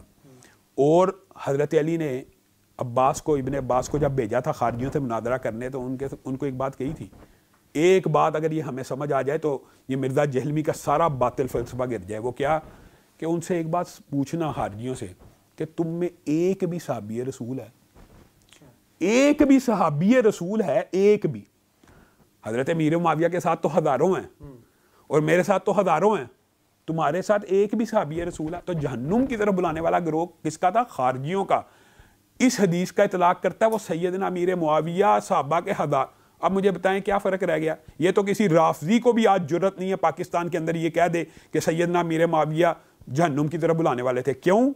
رسول اللہ صلی اللہ علیہ وسلم نے کہا یہ میرا بیٹا سردار ہے حسن. یہ مسلمانوں کے دو عظیم, یہ بھی بخاری شریف کی 2704 نمبر حدیث ہے, یہ مسلمانوں کے دو عظیم گروہوں کے درمیان صلح کروائے گا. یعنی جن گروہوں کو رسول اللہ عظیم بھی کہہ رہے ہیں اور مسلمان بھی کہہ رہے ہیں, یہی نہیں ہے ان صحابہ کو طلحہ و زبیر عشرہ مبشرہ ہیں کہ نہیں, معین جنتی ہیں کہ نہیں. سیدنا امیر معاویہ کو معین جنتی ہونے کی بھی بشارت ہے, اس کی بہت زیادہ لمبی چوڑی احادیث بھی موجود ہیں کہ پہلا لشکر اور ام حرام کی جتنی بھی احادیث ہیں یہ سیدنا امیر معاویہ جنتی معین, طلحہ زبیر جنتی معین, امی عائشہ جنتی یعنی جنت کی بیوی بھی ہیں. یہ ہزاروں صحابہ کلن وعد اللہ الحسنی, یہ پورا جنتی گروہ جہنم کی طرف بلانے والا. یہ کیسا بات ہے؟ اچھا جب اس کے اوپر ہم کہتے ہیں معاذ اللہ, وہ کہتا ہے حدیث کو کہتے ہیں. اب کیسی عجیب بات ہے, وہ کہتے ہیں شاید ہم حدیث کا انکار. بھائی جہنم کی طرف بلانے والا گروہ ہم تجھے یہ سمجھاتے ہیں صحابہ کا نہیں ہو سکتا. تو نقطہ اختلاف یہ ہے. اگر آپ یہ کہیں کہ ہمیں اکثر لوگ کہتے ہیں جیسے آپ نے کہا کہ یار وہ تو بابوں کے خلاف بولتا ہے اہل حدیثوں کی فیور ہو رہی ہے, وہ ان کے خلاف بولتا ہے اہل حدیثوں کی فیور ہو رہی ہے, تو ہم بھی اس کے ساتھ حصہ ڈال دیں اس بات کے اوپر کہ وہ میں کہتا ہوں کہ جو بندہ کسی صحابی کی رسپیکٹ نہیں نہ کرتا وہ عزت کا ہر حق کھو دیتا ہے. کسی گستاخ صحابہ کے بارے میں ہمارے پاس نہ نرم دل ہے نہ نرم الفاظ ہیں, اگرچہ وہ شو کرتا ہو. اور یہ بھی بات بتاؤں, یہ جو آپ سمجھتے ہیں نا کہ وہ شاید اہل حدیث کے قریب ہے, قطعاً ایسی بات نہیں ہے. وہ ایک الگ بابا ہے, اس نے ایک اپنا الگ بابا, وہ ایکچول بابا ہے, اس نے اپنا ایک نیا فرقہ اور نیا باباازم پرموٹ کیا کہ اس کی بات حجت ہے اور اس کے علاوہ کسی کی بات حجت نہیں ہے. مجھے ایک بات بتائیں, کیا اہل حدیث ہو, میں کہتا ہوں دیوبندی بھی حتیٰ کہ بریلوی بھی, کیا کسی صحابی کے گستاخ ہو سکتے ہیں؟ اہل سنت کہتے ہیں نا بریلوی, تو اہل سنت کیسے کسی صحابی کا گستاخ ہو سکتا ہے؟ آپ یہ دیکھیں خادم رضوی صاحب کو خراج تحسین پیش کرنے کی وجہ صرف یہ تھی کہ انہوں نے سیدنا امیر معاویہ کے بارے میں مینار پاکستان پہ تقریر کرتے ہوئے کہا تھا کہ مالکانو ہی پہ گئے. اور الیاس قادری صاحب نے عصر حاضر میں کہا جو سیدنا امیر معاویہ سے بغض رکھتا ہے وہ میرے جنازے کو کندھا نہ دے. یہ تو اہل سنت بھی صحابی کا مخالف نہیں ہوتا, تو اس نے تو چوگا اوڑا ہوا ہے. اور یہ تو ہم یہ سمجھتے ہیں رافضی ہے, تقیہ کر کے بیٹھا ہوا ہے, کیونکہ رافضیوں کو یہ جرت نہیں ہے. بتائیں کہ اس کے اوپر جو مقدمات ہیں یہ کوئی میری اس کے ساتھ ذاتی, آپ نے سوال کیا میری اس کے ساتھ کوئی جائیداد کا جھگڑا ہے یا ذاتی جھگڑا ہے؟ وہ کہہ رہے ہیں آپ کی دکانیں بند ہو رہی ہیں. دکان تو چل رہی ہے, ہماری دکانیں تو چل رہی ہیں. اگر دکانداری ہی کی بات کر رہا ہے, وہ تو دیکھیں نا کنویں کے اندر ایک مینڈک ہو, وہ یہ سمجھتا ہے یہ کنواں ہی زندگی ہے, اس کے نزدیک تو یہ دکانیں بند ہو رہی ہیں. لیکن میں چلے ایک ایگزامپل کے طور پہ دیتا ہوں, آپ مجھے دیکھتے ہیں, میں اللہ کے فضل و کرم سے معاشرے میں ہر روز ہزاروں لاکھوں لوگوں کو ملتا ہوں. اللہ تعالیٰ کی طرف سے کیسی مار ہے, وہ اپنے گھر سے نہیں نکل سکتا. دکانیں ہماری بند ہیں اور نکل تو گھر سے نہیں رہا. تو وہ ایک ایسا بندہ وہ معاشرے میں نکل کے دکھائے. اس نے اس قدر گستاخیاں کی ہوئی ہیں, اس کے ریمارکس اس قدر گستاخانہ ہے کہ اہل تشیع کے علماء بھی وہ الفاظ نہیں کہہ سکتے. بتائیں کوئی شیعہ اٹھ کے کہہ سکتا ہے حضرت امیر معاویہ جہنم کی طرف بلاتے تھے؟ یہ کہتا ہے. تو کیا وجہ ہے پھر پاکستان کے ریاستی ادارے قانون, جب آپ خود کہہ رہے ہیں کہ دوسرے لوگ جن کے اوپر یہ ایلیگیشن ہے وہ یہ بات نہیں کر سکتے اور یہ بغام دہل یہ بات کر رہا ہے, تو اس کی پکڑ کیوں نہیں ہوتی؟ ہاں پھر وہی بات آپ کہتے ہیں آپ عمران خان کے مخالف کیوں تھے. ہم یہ سمجھتے ہیں کہ عمران خان کے دور میں اس فتنے کو پورا پروموٹ کیا گیا اور اس کی پشت پنائی کی گئی. آپ اس کا اندازہ اس بات سے لگائیں, اس کے اوپر پرچہ ہے, اس کے اوپر مقدمہ درج ہے سیدنا امیر معاویہ کی گستاخی کا, اور ایف آئی اے میں یہ اشتہاری مطلوب ہے. اس وقت بھی ایک مقدمے میں مطلوب ہے, ایک گستاخی صحابہ کے مقدمے میں. اس کو نہیں پکڑا گیا خان صاحب کے پورے دور میں. پہلے اس کے خلاف مقدمہ نہیں تھا درج کیا گیا, احتجاج کیا تو مقدمہ درج ہوا, اور وہ عناصر اب بے نقاب ہو رہے ہیں کہ جو اس کے پشت پناہ تھے. ہاں اب ہمیں توقع ہے کہ اللہ کرے کہ وہ جو اس کا مافیا، وہ جو ایک خاص لابی ہان کے ارد گرد اس کو سپورٹ کرتی تھی، پروموٹ کرتی تھی. اچھا یہ بھی بڑی عجیب بات ہے عبد المتین بھائی، آپ غور کرنا کہ تحریک انصاف کے لوگ صرف اس کی سیاسی وابستگی کی وجہ سے اس کی حمایت شروع کر دیتے ہیں. اور بھائی سیاسی وابستگی کا عقیدے کے اور اس طرح کے موضوعات کو کبھی نہیں دیکھنا چاہیے کہ یہ اگر آپ کے عمران خان کی حمایت کر رہا ہے، وہ صحابی کی مخالفت کر رہا ہے، صحابی کی مخالفت کر رہا ہے، آپ عمران خان کی حمایت کی وجہ سے اس کو سپورٹ کر رہے ہیں. تو انشاءاللہ یہ جو اس کی سپورٹ تھی یہ بھی اللہ کے فضل سے ختم ہو جانی ہے. جیسے ہی ختم ہوئی ہے گرفتار ہو جائے گا، پکڑا جائے گا. حتیٰ کہ میں یہ سمجھتا ہوں کہ وہ جو ایک خاص سوچ اور فکر کے لوگ ہیں جنہوں نے اب یہ ناموس صحابہ بل کے اوپر بڑا آگ بگولا ہوئے ہیں، وہ کیوں ہوئے ہیں؟ وہ مقدمات کی وجہ سے ہوئے ہیں کہ ہمیں اجازت ملنی چاہیے، ہمیں برا بلا کہنے کی اجازت دیں. اگر ان کو اجازت نہیں ہے تو ہم ایک اہل سنت کا چوگا اوڑھے ہوئے شخص کو کیوں اجازت دیں صحابہ کے اوپر بولنے کی؟ صرف وجہ اختلاف اور نقطہ اختلاف یہ ہے. یعنی اگر مثال کے طور پر انجینئر محمد علی مرزا یہ صحابہ کے متعلق جو اس کی گفتگو ہے اس سے اعلان برات کر لیتا ہے، تو آپ کا بنیادی اختلاف، باقی اختلاف تو ظاہر رہیں گے ثانوی، لیکن بنیادی اختلاف آپ کو اس کے ساتھ یہی ختم ہو جائے گا اختلاف. مجھے ایک بات بتائیں، کوئی بندہ کسی مسلمان کو بے ایمان کے، حدیث ہے نا کہ ایک بندہ کسی مسلمان کو کافر کے تو ان دونوں میں سے ایک ہو جاتا ہے. تو جو کسی صحابی کو کہ حتیٰ کہ اس کی اب ریسنٹ ایک ویڈیو آئی ہے، مجھے کل کسی بندے نے بھیجی ہے، اس کے اندر اس نے سیدنا امیر معاویہ کے بارے میں یہ تک کہہ دیا ہے کہ جب میں یہ لفظ کہوں نا بنو امیہ بڑا چلاک ہوشیار، تو سمجھ جایا کروں میں کس کو کہہ رہا ہوں.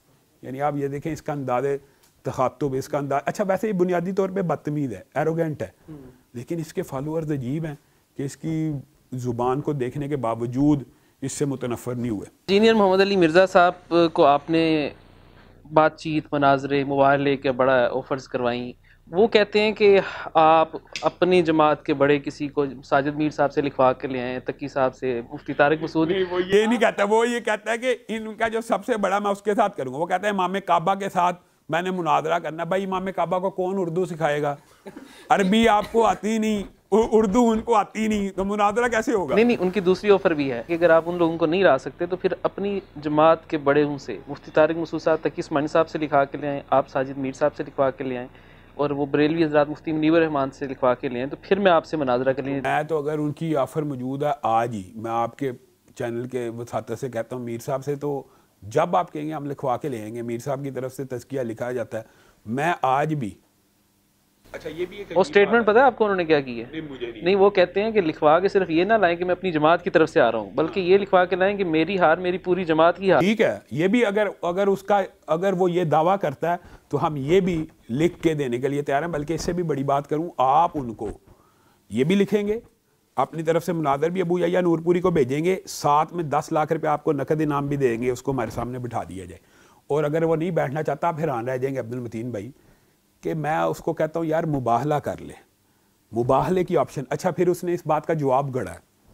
میں نے اس کو کہا مباہلہ کر لے کہ حضرت ابو بکر سے لے کے حضرت امیر معاویہ تک سارے صحابی جنتی ہیں، مباہلہ کر لے. اگر تو سیدنا امیر معاویہ کو جہنم کی گروہ کی طرف بلانے والا کہتا ہے، یہ آج لڑائی ختم کر دیتے ہیں. ہمارا عقیدہ وَكُلًّا وَعَدَ اللَّهُ الْحُسْنَىٰ، اللہ نے ہر صحابی کا مغفور، ان کی ہر خطا کو اجتہادی ہو جیسی بھی ہو معاف کر دی ہے. اس کے اوپر ہمارے سے مباہلہ کر لے. اس نے پورا ایک پروگرام ریکارڈ کرایا کہ مباہلہ صرف رسول اللہ کے لیے تھا. آپ اندازہ کریں، یعنی یہ اس کا علمی لیول اور یہ اس کا معیار ہے کہ جس کو پوری امت کے لیے ایک مشعل راہ، جس چیز کو کہ جب تمام فریق دلائل آگے عاجز آ جائیں پھر مباہلے کا آپشن ہے. اور ایک صدی ایسی نہیں جو مباہلے سے حالی گزری ہو، ہر صدی کا مباہلہ ہم اس کو دکھانے کے لیے تیار ہیں. تو یہ نہ مناظرہ کرنا چاہتا ہے نہ مباہلہ. وہی بات ہے کہ یہ سامنا کرنا ہی نہیں چاہتا، یہ ون سائیڈڈ ہے. یہ چاہتا ہی نہیں کہ میرے جو فالوورز ہیں وہ چیک بھی کریں. یعنی حتیٰ کہ اس کا دعویٰ یہ تھا کہ علمی اور کتابی بھی کہتا ہے.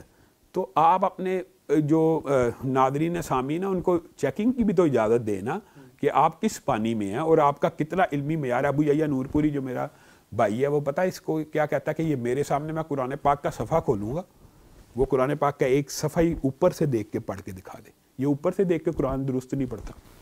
اچھا، اس میں ایک آخری ضمنی سوال یہ، آپ نے بھی کہا کلن وعد اللہ الحسنہ، لیکن ان کا یہ کہنا ہے کہ اگر آپ کہتے ہیں سارے صحابہ جنتی، ابھی ریسنٹلی ان کا کلپ آیا، تو یہ جو لوگ مرتد ہو گئے تھے صحابی، ان کے متعلق آپ کیا کہتے ہیں؟ ہم تو یہ وہ کہتے ہیں کہ آپ کیسے کہہ رہے ہیں، یہ تو آپ کی سٹیٹمنٹ آپ کے اپنے خلاف جاتی ہے۔ مجھے ایک بات بتائیں کہ یہ کیسے کلیم کرتا ہے جو مرتد ہیں یہ ان کو صحابی سمجھتا ہے؟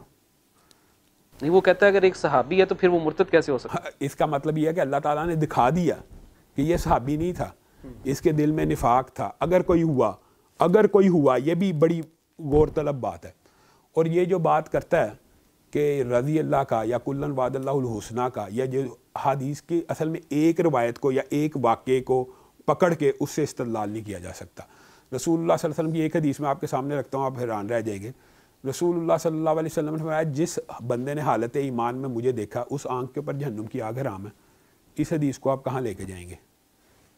یعنی صحابہ کے بارے میں ایک نہیں ہے۔ پھر رسول اللہ صلی اللہ علیہ وسلم نے فرمایا کہ میرے صحابہ کا موازنہ عام مسلمانوں سے نہ کرنا، تم احد پہاڑ جتنا سونا چاندی خرچ کرو گے، میرے صحابی ایک آدھ ہاتھ آٹا خرچ کرے گا، تم اس کے اجر و ثواب کو نہیں پہنچ سکتے۔ ان تمام روایات کو جمع کر کے لباب نکالا جاتا ہے کہ ایک بات کو سامنے رکھ کے نکالا جائے گا، اور پھر جن کو آشکار کر دیا، جن کو ظاہر کر دیا وہ ظاہر ہو گئے۔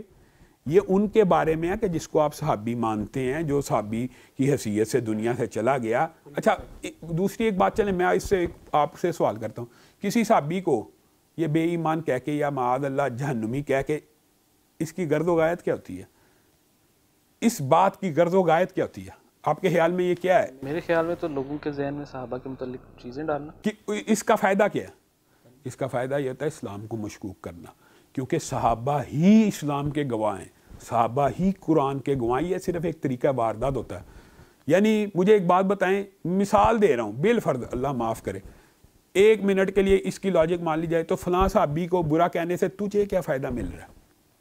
کوئی امت کو فائدہ ہے؟ آج میں کہتا ہوں سیدنا امیر معاویہ کے بارے میں کوئی بندہ بولتا رہے، کیا اسلام کی 5 نمازیں 3 رہ جائیں گی یا 30 روزے 28 ہو جائیں گے؟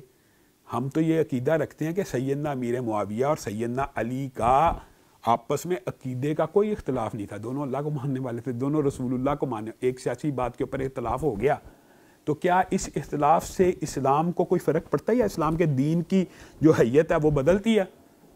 نہیں نہ بدلتی۔ لیکن پھر بھی یہ صحابہ کو برا کیوں کہتے ہیں؟ کیونکہ یہ اسلام کی حیت بدلنا چاہتے ہیں، کیونکہ صحابہ وہ ہیں جنہوں نے قرآن پاک کو محفوظ کیا۔ پھر اگلا حملہ یہ ہوتا ہے، یہ صحابہ نے ہی کہا ہے نا قرآن کی یہ آیت ہے، صحابین۔ اگلا حملہ حدیث اور قرآن کے اوپر ہے۔ صحابہ کی ذات کو مشکوک صرف اس بنیاد پہ کیا جاتا ہے تاکہ لوگوں کو کہا جائے، یہ اس نے کہا بھی ہے، حیران رہ جائیں گے آپ، اس نے کہا ہے کہ تابعین رج کے جھوٹے تھے۔ اس کے یہ الفاظ موجود ہے، تابعین رج کے جھوٹے تھے، نیک بھی تھے اور رج کے جھوٹے بھی تھے۔ اس بات کا کیا مقصد ہے؟ حدیثوں کو مشکوک کر دیا جائے کہ یہ اپنی مرضی کی مانوں گا، اپنی مرضی۔ یعنی صحابہ بے ایمان تھے معاذ اللہ، تابعین رج کے جھوٹے تھے، تو یہ باتیں جو حضور صلی اللہ علیہ وسلم ہم تک پہنچی ہیں یہ اوتھینٹک نہیں ہے، یہ قرآن ہی اوتھینٹک نہیں ہے۔ روافظ کا بھی اگلا ٹارگٹ قرآن ہوتا ہے کہ یہ جو ان کے ذریعے آیا نا یہ نہیں ہم نے ماننا، یہ بات ہوتی ہے۔ اس لیے یہ جو ٹارگٹ ہے اس کو پکڑنا چاہیے۔ بھائی کسی صحابی کو برا کہنے سے آپ عوام کو، میں کہتا ہوں چلو آپ نے 2 ملین فالوورز کو اس بات کے اوپر لگا لیا صحابی برا ہے، ان کو آپ فائدہ کیا دے رہے ہیں؟ ان کو اس چیز کا اجر و ثواب مل رہا ہے کسی کو برا کہنے کا؟ کیا برا کہنے کا بھی اجر و ثواب ہے؟ یہ افسوس کی بات ہے۔ مولانا آپ کا بہت بہت شکریہ، آپ نے اپنا قیمتی وقت دیا اور کافی ڈیٹیل آپ سے انٹرویو ہوا، ہم آپ کے شکر گزار ہیں کہ آپ نے اتنا وقت نکالا۔ جزاک اللہ خیر، السلام علیکم۔